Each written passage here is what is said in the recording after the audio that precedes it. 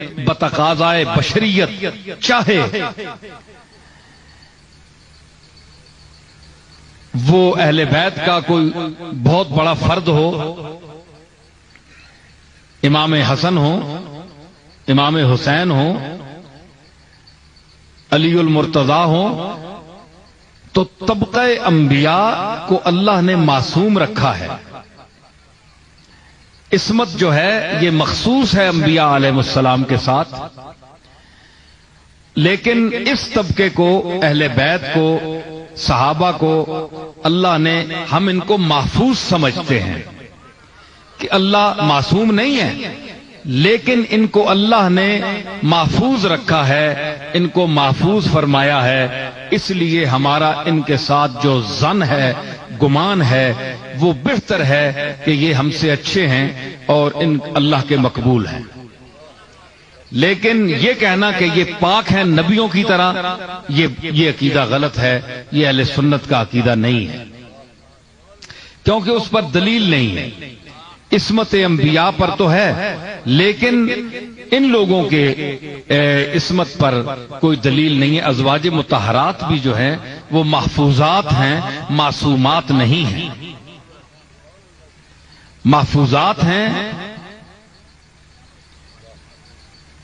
دیکھیں نا، وَمَن يَأْتِ مِنكُنَّ بِفَاحِشَةٍ مُبَيِّنَةٍ يُضَاعَفْ لَهَا الْعَذَابُ ضِعْفَيْنِ وَكَانَ ذَلِكَ عَلَى اللَّهِ يَسِيرًا۔ اگر امکان گناہ نہ ہوتا تو اللہ نے فرمایا کہ اے نبی کی بیویوں، اگر تم میں سے کسی نے فحشہ کام کیا تو امت کے لوگوں کو ایک بدلہ دوں گا اور تمہیں دو، اس لیے کہ تم رسول کی بیوی ہو اور ایسا کام کیوں کیا ہے؟ امکان گناہ نہ ہوتا تو اللہ کیوں فرماتا؟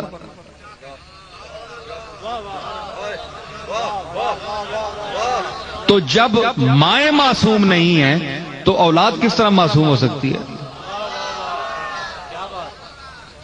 تو اسی پر پیر میر علی شاہ صاحب نے شیعہ اور سنی کے جو میں آپ محاکمہ کیا ہے اور تصفیہ ما بین سنی و شیعہ میں بڑی تفصیلی بحث کی ہے، اس میں انہوں نے یہ بھی لکھا ہے، حالانکہ ایک سید گھرانے سے ان کا تعلق ہے، اور بعض لوگوں کا یہ خیال ہے کہ جو شخص سید ہو اس کا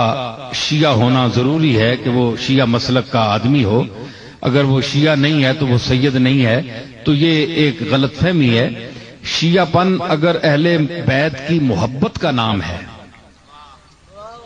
تو پھر میرا خیال ہے کہ امام شافعی جیسا آدمی اگر اس سے پوچھا گیا تو امام شافعی نے فرمایا تھا کہ لو کان رفضا حب آل محمد فلیشہد الثقلان انی رافض، کہ اگر محمد کی اولاد کے ساتھ محبت کرنا شیعہ پن ہے تو جن اور انسان کو شافعی گواہ بنا کر کہتا ہے کہ شافعی جو ہے رافضی ہے، شافعی جو ہے شیعہ ہے۔ تو مطلب ہے کہ حب آل محمد، محمد الرسول اللہ کی اولاد، آپ کی صاحبزادی سیدہ فاطمہ کی اولاد سے محبت کرنا،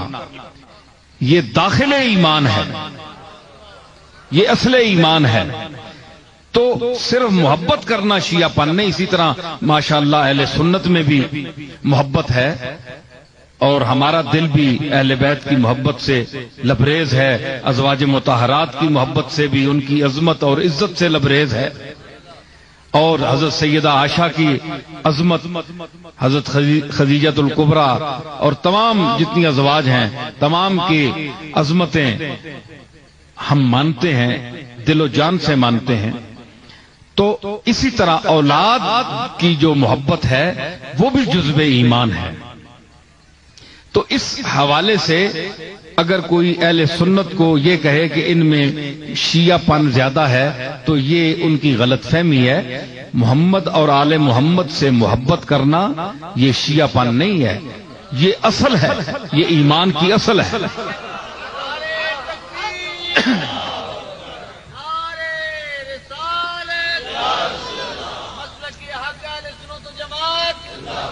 تو اس میں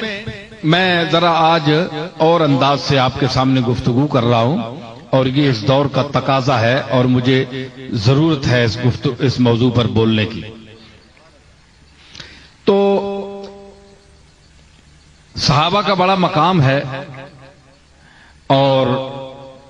اس میں بھی درجات ہیں، سابقون الاولون ہیں، کچھ پہلے ایمان لائے، کچھ بعد دور میں لائے، تو اللہ نے ان کے لیے بھی وعدہ فرمایا اچھائی کا تمام کے ساتھ، تو ہم ان کا بھی احترام کرتے ہیں۔ تو جس طرح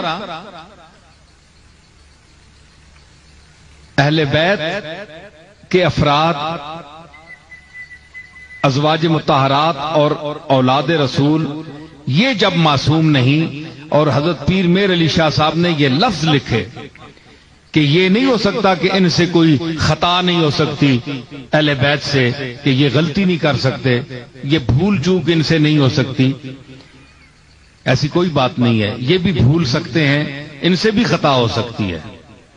اور یہ بھی اللہ سے معافی مانگتے ہیں۔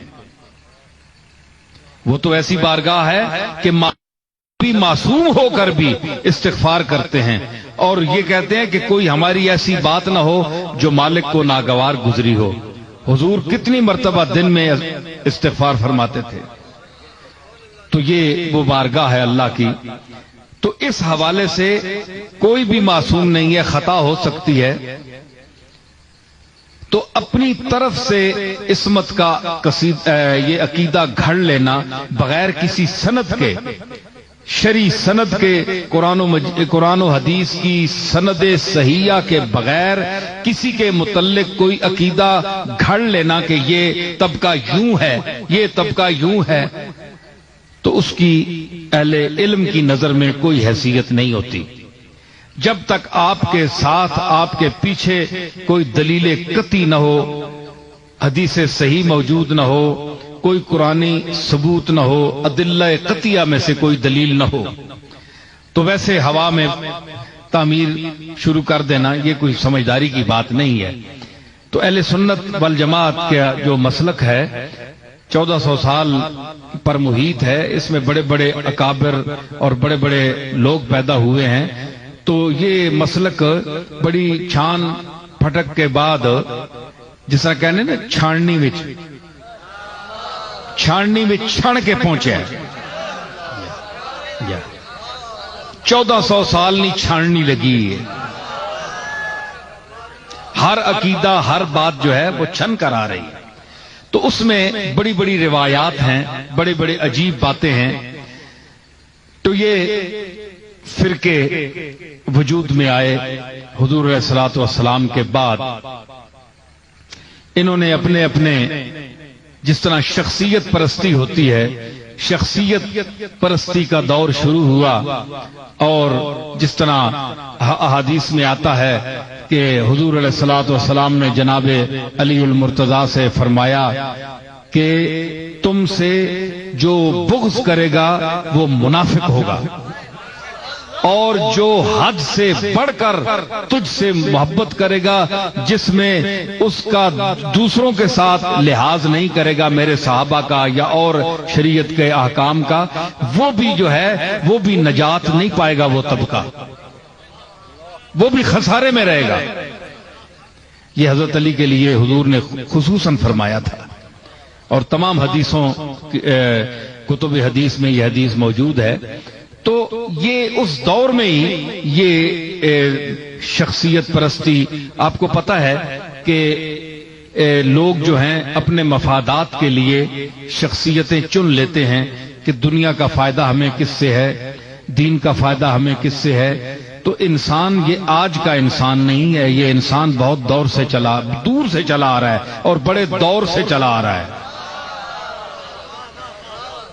آدم سے شروع ہوا آج تک پہنچا ہے، آپ دیکھیں اس نے کتنی ترقی کی ہے، اس میں کتنا اس کا علم ہے، یہ آپ کے سامنے ہے سب کے۔ تو آپ یہ کہیں جناب کہ ہم جو ہیں اس دور میں ہمارے انسانوں کے جو تقاضے ہیں وہ کچھ اور ہیں، پچھلے جو تھے وہ ہمارے جیسے انسان نہیں تھے، وہ ہمارے جیسے ہی انسان تھے، صرف ان کو رسول اللہ کی صحبت اور زیارت نے ان کا رتبہ بلند کر دیا۔ حضور کی وجہ سے ہم نے اہل بیت کی بھی محبت کرنی ہے، عزت کرنی ہے، اور صحابہ کا بھی خیال رکھنا ہے، ٹھیک ہے نا۔